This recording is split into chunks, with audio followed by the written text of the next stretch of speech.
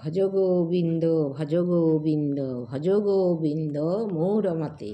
এই শ্লোকটি বলেছিলেন আদি শঙ্করাচার্য। তিনি এক বৃদ্ধকে উদ্দেশ্য করে বলেছিলেন, কিন্তু সে কথাটা ওনাকে বলেননি, বলেছেন আমাদের জন্যে, যে তুমি ওই বই পড়ে পুঁথি পড়ে তোমার জ্ঞানের দরকার নাই, তুমি ভক্তি করো, ভক্তি তোমার দরকার। হরে কৃষ্ণ। কেমন আছো সব? আশা করি ভালো আছো।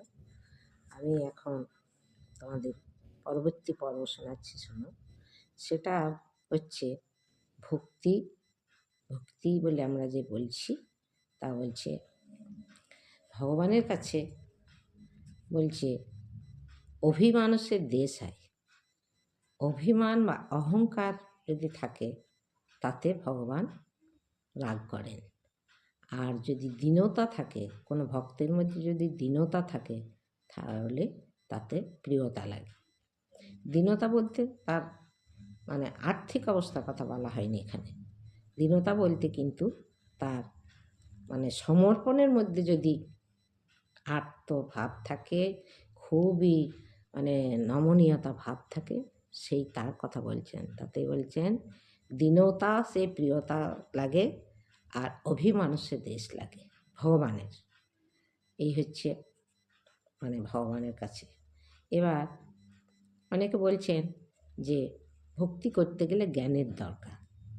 হ্যাঁ, ভক্তি করতে গেলে জ্ঞানের দরকার ঠিকই, কিন্তু জ্ঞান ছাড়া যে ভক্তি আসবে না সেটা কিন্তু নয়। যে জ্ঞান হতেই হবে তবে ভক্তি আসবে, এটা কিন্তু নয়। কেননা সেটা আমি আমার মধ্যেও প্রত্যক্ষভাবে দেখেছি।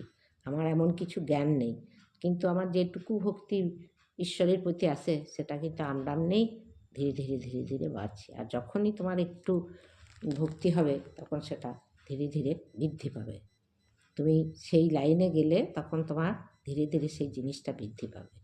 অতএব জ্ঞান যে দরকার তার কোনো মানে তার কোনো সম্পর্ক নাই। তবে হ্যাঁ, জ্ঞান থাকলে, আর জ্ঞান যখনই আসবে না, যখনই তুমি বেশি জ্ঞান পাবে তখন তোমার একটা অহংকার জন্মাবে। এই আমি এত বই পড়ছি, এই আমি এত মালা জপ করি, এই করি ওই করি, এসব মনের মধ্যে অহংকার জন্মাবে। আর নাম নেই যে ভগবানের প্রতি ভক্তি জন্মাবে, তার মধ্যে কোনো অহংকার থাকবে না। সেই জন্যেই আদি শঙ্করাচার্য একদিন বেনারসের গলি দিয়ে যাচ্ছিলেন, এমন সময় এক বৃদ্ধা, 85 বছরের এক বৃদ্ধা কৌমুদি নিয়ে যাচ্ছেন, ব্যাকরণ কৌমুদি নিয়ে, মানে সব ব্যাকরণে লিখবেন বলে।